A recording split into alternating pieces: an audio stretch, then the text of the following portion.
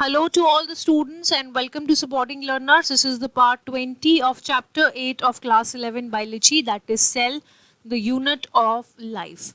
In the part 19 we dealt with Golgi apparatus and the topic for today's video is lysosomes.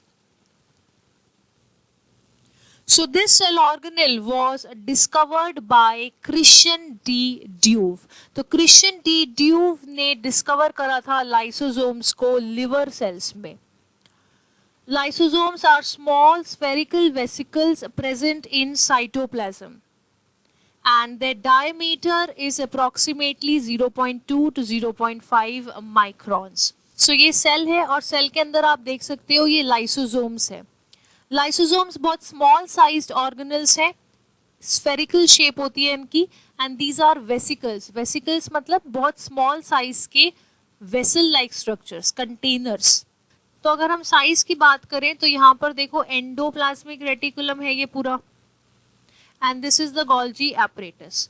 अब ये दोनों cell organelles काफी elaborate होते हैं cell में, बट लाइसोसोम्स को अगर आप देखो तो लाइसोसोम्स का साइज बहुत छोटा है इन दोनों के कंपैरिजन में, right. So lysosomes are actually small spherical vesicles and lysosomes are single membrane bound cell organelles. Lysosome के पास अपनी एक मेम्ब्रेन होती है and we know that membrane bound cell organelles are present in eukaryotic cells. So lysosomes are present in eukaryotic cells, but they are absent in prokaryotic cells.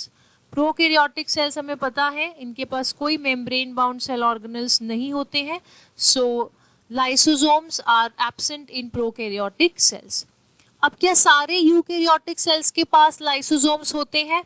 The answer is no. There is an exception and that exception is mammalian red corpuscles. So mammalian RBCs they lack lysosomes, right? और अगर हम बात करें इसकी origin की तो lysosomes हमें पता है ये originate होते हैं Golgi apparatus से. हमने पिछली वीडियो में बात करी थी functions of Golgi apparatus में that Golgi apparatus का एक फंक्शन होता है which is formation of lysosomes.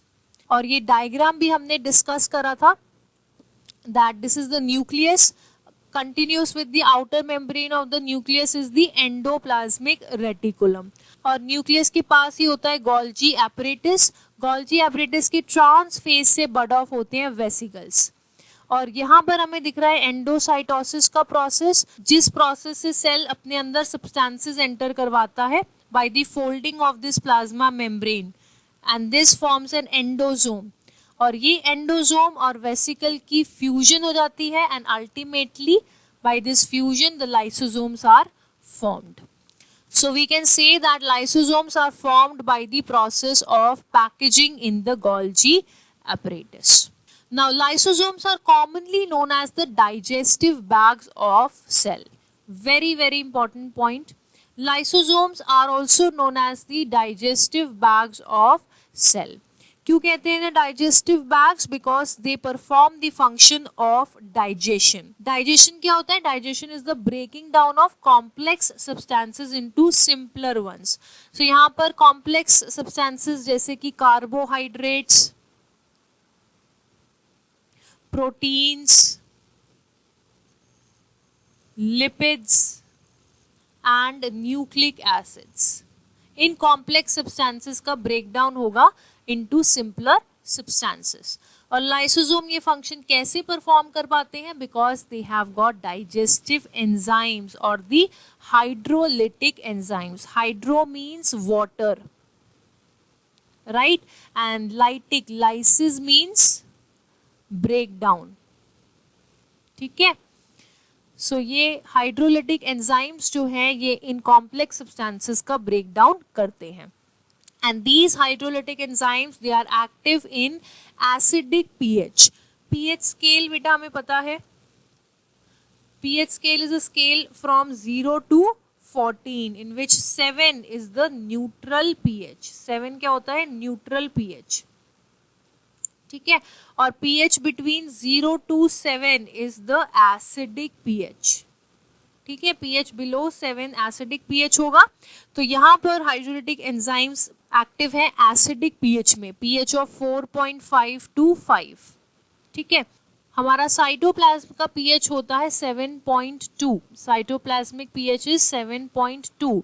तो इसमें साइटोप्लाज्म में ऑलमोस्ट न्यूट्रल pH है, और उसके कंपैरिजन में लाइसोसोम्स में 4.5 to 5 pH है, right. And since these enzymes are active in acidic pH, so therefore they are also known as acid hydrolases. ठीक है, these acid hydrolases include proteases. Now proteases वो class है enzymes का जो proteins की digestion करेंगे।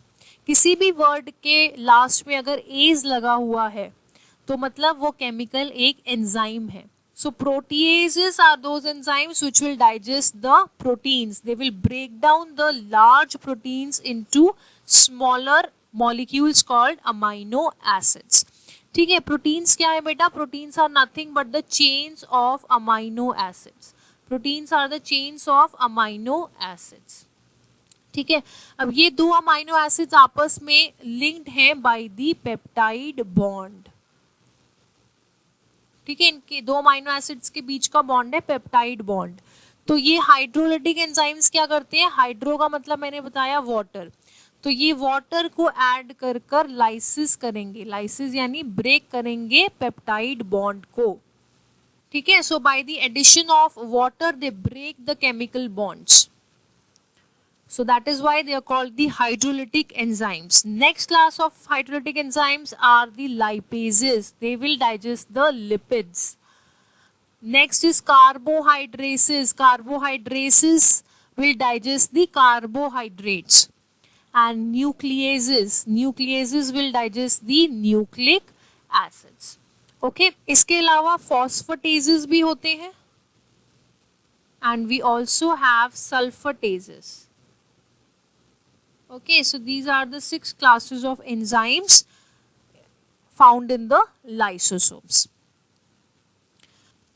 Now lysosomes are also called the suicidal bags of the cell. Again a very important point. Suicide का क्या मीनिंग होता है? अपनी ही जान ले लेना। तो lysosomes को suicidal bags क्यों कहते हैं? क्योंकि जब भी सेलुलर मेटाबॉलिज्म में कोई डिस्टरबेंस आती है, फॉर एग्जांपल सेल डैमेज हो गया है, सेल को कोई इंजरी हो गई है, तो these lysosomes they may burst and the enzymes they digest their own cell. ठीक है, अगर कोई डैमेज सेल है या इंजर्ड सेल है तो उस सेल के लाइसोसोम्स बर्स्ट हो जाते हैं and then these enzymes digest their own cell. So that is why they are called the suicidal bags. Next we will discuss the types of lysosomes. Lysosomes are of 4 types and this classification is based on the content present inside the lysosomes. कि क्या lysosomes के अंदर present है उस पे depend करता है। So first type of lysosome is the primary lysosome. Second is the secondary lysosome or the phagosome, also known as the digestive vacuole. Third type है टर्शियरी लाइसोसोम जिसे हम रेसिडुअल बॉडीज भी बोलते हैं, and fourth are the autophagic vacuoles और autophagosome और ऑटोलाइसोसोम्स। अब क्योंकि लाइसोसोम 4 डिफरेंट टाइप्स के हैं और ये क्लासिफिकेशन बेस्ड है on the content, nature of the content that is present inside them, तो इस वेरिएशन को कहते हैं पॉलीमॉर्फिज्म। इसका मतलब है कि एक सेल में अलग अलग टाइम पर आपको लाइसोसोम के अंदर कंटेंट डिफरेंट मिलेंगे। ठीक है, इस वेरिएशन को कहते हैं पॉलीमॉर्फिज्म, और इसीलिए हमारे जो लाइसोसोम्स हैं they are the polymorphic organelle. Lysosome is a polymorphic organelle. ठीक है, अब हम इन 4 टाइप के लाइसोसोम्स को समझते हैं इस डायग्राम की हेल्प से। तो ये है हमारा गोल्जी एपरेटस। ठीक है, गोल्जी एपरेटस से अराइज होते हैं हमारे लाइसोसोम्स। ठीक है, तो गोल्जी एपरेटस से जो लाइसोसोम्स अराइज हो रहे हैं they are the primary lysosomes. So these are the primary lysosomes. ठीक है, इन प्राइमरी लाइसोसोम्स के अंदर एंजाइम्स हैं। But these hydrolytic enzymes are inactive enzymes. और ये एंजाइम्स कौन सिंथेसाइज कर रहा है? Rough endoplasmic reticulum, RER। ये हमने लास्ट वीडियो में डिस्कस करा था that rough endoplasmic reticulum, since it has ribosomes attached to its surface, so it performs the functions of synthesis of proteins. ये प्रोटीन्स जो है ये ट्रांसपोर्ट होते हैं to the Golgi apparatus with the help of transport vesicles. ये fuse होते हैं Golgi apparatus के साथ। गोल्जी एपरेटस में इनकी मॉडिफिकेशन होती है and then these vesicles they pinch out of the Golgi apparatus from the trans face, और ये यहाँ से बनाते हैं हमारे प्राइमरी लाइसोसोम्स। ठीक है, तो प्राइमरी लाइसोसोम्स के अंदर जो एंजाइम्स बन रहे हैं ये RER बना रहा है। Enzymes are nothing but proteins.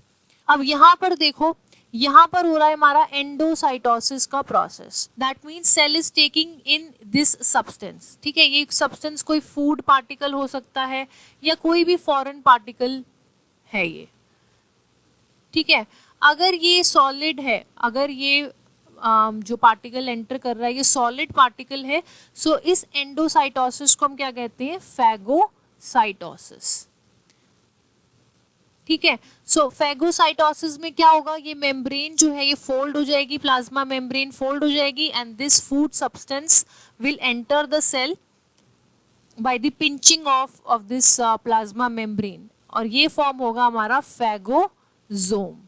Now this phagosome will fuse with the primary lysosome to form the digestive vacuole or the secondary lysosome। ठीक है, ये क्या बनाएगा? Secondary lysosome. सेकेंडरी लाइसोसोम जैसे ही प्राइमरी लाइसोसोम फैगोसोम के साथ फ्यूज हो जाएगा, ये जो डाइजेस्टिव एंजाइम्स है ये एक्टिवेट हो जाएंगे and these hydrolytic enzyme will digest this food और दिस फॉरेन पार्टिकल।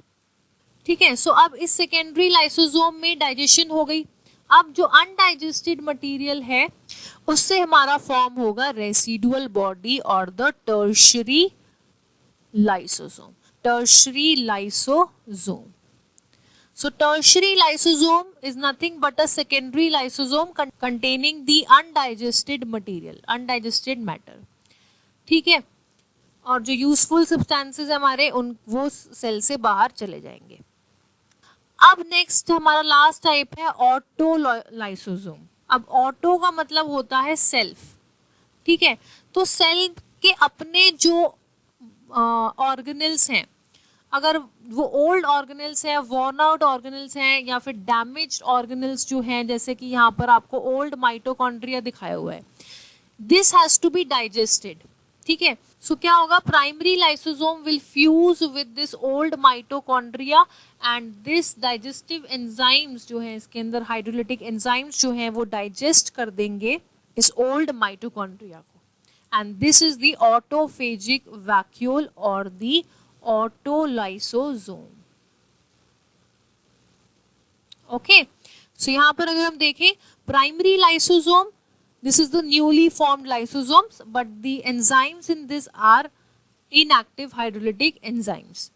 ठीक है, सेकेंडरी लाइसोसोम्स में एक्टिव हाइड्रोलिटिक एंजाइम्स है और ये कैसे बन रहा है? with the fusion of primary lysosome with the phagosome, right? Next we have the tertiary lysosome or the residual body. This is the secondary lysosome containing indigestible matter. And then we have the autophagic vacuole or autophagosome or autolysosome. ये कैसे form होगा? by the fusion of many primary lysosomes with the worn out or degenerated intracellular organelles. Okay, now lysosomes are a kind of waste disposal system of the cell. lysosomes जो है वो cell को बिल्कुल clean रखते हैं।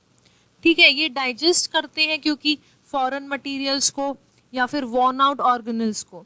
ये foreign materials जो cell में एंटर हो रहे हैं ये बैक्टीरिया हो सकते हैं या फिर कोई फूड पार्टिकल भी हो सकता है, और ये ओल्ड ऑर्गेनेल्स जो हैं उनको भी डाइजेस्ट करते हैं। तो इसीलिए लाइसोसोम्स को हम वेस्ट डिस्पोजल सिस्टम कहते हैं।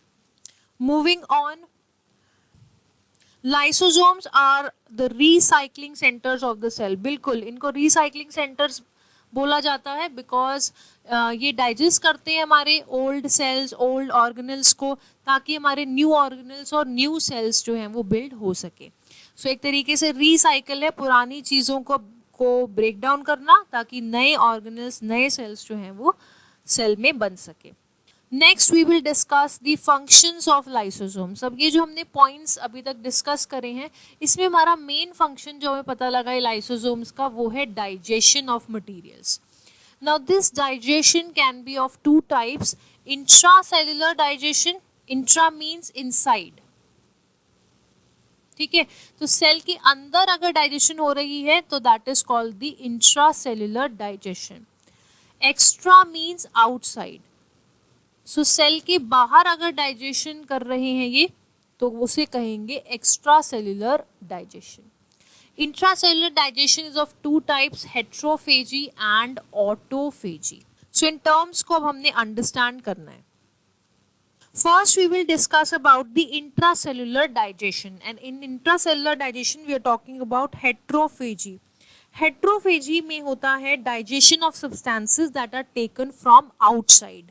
ठीक है, तो हेट्रो का मतलब आउटसाइड, कोई बाहर का सब्सटेंस सेल के अंदर आ रहा है, उसकी डाइजेशन करानी है लाइसोसोम्स ने. ठीक है, फेजी का मतलब होता है टू ईट और टू डाइजेस्ट. अब ये जो पार्टिकल सेल के अंदर आ रहा है, ये कोई फूड पार्टिकल हो सकता है, यानी कि एक यूजफुल सब्सटेंस हो सकता है सेल के लिए, या फिर ये कोई माइक्रो ऑर्गेनिज्म हो सकता है, जैसे कोई बैक्टीरिया, वायरस या कोई हार्मफुल पैथोजन. ठीक है, तो ये सब्सटेंस सेल के लिए हार्मफुल भी हो सकता है. सो यहाँ पर अब हम समझेंगे कि फूड पार्टिकल्स की डाइजेशन कैसे होगी. यहाँ पर क्या हो रहा है, देखो, food particle is entering the cell. So plasma membrane क्या होगी, प्लाज्मा मेम्ब्रेन फोल्ड हो जाएगी and then this will be pinched off to form a food vacuole. This food vacuole will fuse with the primary lysosome and this will form the digestive vacuole or the secondary lysosome. Secondary lysosome में active hydrolytic enzymes है, वो digest करेंगे और particles की elimination या exocytosis हो जाएगी, cell से बाहर मूव कर जाएंगे ये particles. So this is the heterophagy of food particles. ठीक है. Next we will discuss the digestion of foreign particles. अब ये कोई फॉरेन पार्टिकल यानी कि बैक्टीरिया, वायरस या कोई टॉक्सिक मॉलिक्यूल भी हो सकता है. सो इसको अब हमने डाइजेस्ट कराना. अब देखो, हमारी बॉडी में WBCs होते हैं which are white blood cells, जो डिफेंस का काम करते हैं, जो हमारी बॉडी को प्रोटेक्ट करते हैं from infections, right, they are the soldiers of the cell. अब ये एक मैक्रोफेज है. Macrophage is a type of WBC. ठीक है, ये क्या करेगा, जो माइक्रोब आ रहा है, जो बैक्टीरिया सेल में एंटर कर रहा है, उसको सराउंड कर लेगा and it will engulf that bacteria. ठीक है, उसको एनगल्फ कर लेगा इन अ वैक्यूल. ठीक है, and then this will fuse with the lysosome और फिर इसका हाइड्रोलिटिक एंजाइम्स इसमें जो होंगे लाइसोसोम में, वो इसका ब्रेक डाउन कर देंगे. सो एक तरीके से लाइसोसोम डिफेंस में भी हेल्प करते हैं. ये जर्म्स, बैक्टीरिया जो आपकी बॉडी में एंटर करते हैं, उससे हमें बचाते हैं. ठीक है. Next type of intracellular digestion is the autophagy. Auto का मतलब होता है सेल्फ. तो ऑटोफेजी मतलब कि सेल अपने अंदर के सब्सटेंसेस को ही डाइजेस्ट कर रहा है, उनका ब्रेक डाउन कर रहा है. ये कब करेगा सेल, जब उसको स्टारवेशन हो जाएगी. स्टारवेशन पीरियड मतलब कि जब उसके पास इनफ फूड मटेरियल नहीं है. ठीक है, वो स्टार्व कर रहा है. तो जितना भी स्टोर्ड फूड है सेल के अंदर, अब वो उसे हाइड्रोलाइज करना स्टार्ट करेगा, उसका ब्रेक डाउन स्टार्ट करेगा ताकि उससे उसे एनर्जी मिल जाए. ठीक है, so this is what is meant by autophagy. और ऑटोफेजी हमने अभी देखा कि माइटोकॉन्ड्रिया, वॉर्न आउट माइटोकॉन्ड्रिया और अदर सेल ऑर्गेनल्स, इनकी भी डाइजेशन होती है सेल में. So this is called autophagy. और ये ऑटोफेजी का जो प्रोसेस है, ये हमें सेल रिन्यूअल में भी हेल्प करता है. ठीक है, क्योंकि जो इम्प्रॉपरली फंक्शनिंग ऑर्गेनल्स हैं, जो हमारे डैमेज्ड ऑर्गेनल्स हैं, उनको हमें ब्रेक डाउन करना है और उनसे फिर हमें नए ऑर्गेनल्स बनाने हैं. सो इस तरीके से रिसाइकलिंग भी ये होगी ऑटोफेजी से, राइट। लास्ट फंक्शन है इसका एक्स्ट्रा सेल्यूलर डाइजेशन। ये डाइजेशन सेल के अंदर नहीं होती है, सेल के बाहर होती है, ठीक है। सो सेल के बाहर होने वाली डाइजेशन को कहेंगे एक्स्ट्रा सेल्यूलर डाइजेशन। अब ये लाइसोसोम्स जो है ना, ये फर्टिलाइजेशन के प्रोसेस में भी हेल्प करते हैं। फर्टिलाइजेशन क्या होता है? Fusion of male and female gametes, male gamete and female gamete, ठीक है। फ्यूजन होगा मेल और फीमेल गैमीट का to form zygote. So the male gamete is the sperm and the female gamete is the ovum. अब इस diagram से समझेंगे कि कैसे एक्स्ट्रा सेल्यूलर डाइजेशन होती है, ठीक है। ये देखो, ये स्पर्म है, ठीक है। This is the sperm and this is the ovum. Now this sperm has to fuse with the ovum. इसके स्पर्म के न्यूक्लियस ने ओवम के न्यूक्लियस के साथ फ्यूज होना है, but this sperm has to first destroy this outer membrane of the ovum. इस sperm को आउटर मेम्ब्रेन डिस्ट्रॉय करनी पड़ेगी, तभी जाकर ये एंटर कर पाएगा ओवम में, ठीक है। सो इस स्पर्म हेड में एक स्ट्रक्चर होता है which is called the acrosome, right. This acrosome contains the hydrolytic enzymes. तो होता क्या है कि फर्टिलाइजेशन के दौरान ये जो स्पर्म हेड है, एक्रोजोम है, ये सिक्रीट करेगा हाइड्रोलिटिक एंजाइम्स, और ये हाइड्रोलिटिक एंजाइम्स जो है इस ओवम की मेम्ब्रेन को डिस्ट्रॉय कर देंगे, and this sperm will ultimately enter the cell. So इस एक्रोजोम को हम एक जायंट लाइसोजोम भी कह सकते हैं, क्योंकि इसके पास वो सारे हाइड्रोलिटिक एंजाइम्स हैं, राइट। सो ये डाइजेशन जो है ये सेल के अंदर नहीं हो रही है, ये सेल के बाहर हो रही है, इसलिए इसको एक्स्ट्रा सेल्यूलर डाइजेशन बोलते हैं। ये सारा कंसेप्ट हम 12th क्लास में पढ़ेंगे, but for now you can remember that the lysosomes they aid in fertilisation. Okay, they perform the function of extracellular digestion. So this was all about lysosomes. Now let us discuss some multiple choice questions to test whatever we have learnt. Question number 1 says lysosomes were discovered by A. Haeckel, B. D. Dewey, C. D. Vries and D. Purkinje. You can write your answers in the comment section. Question number 2. Which of the following statements is incorrect with reference to lysosomes? And these are your 4 options. You can pause the video and read the question, think about the answer and write your answer in the comment section. Question number 3. Main function of lysosome is digestion, replication, translation or translocation. Question number 4. Scavenging of worn out cell parts and denatured proteins in the cells is done by A. Vacuoles, B. Golgi bodies, C. Lysosomes or D. Endoplasmic reticulum. Question number 5. What would happen if lysosomes get ruptured inside the cell in which they are present? You have 4 options. Question number 6.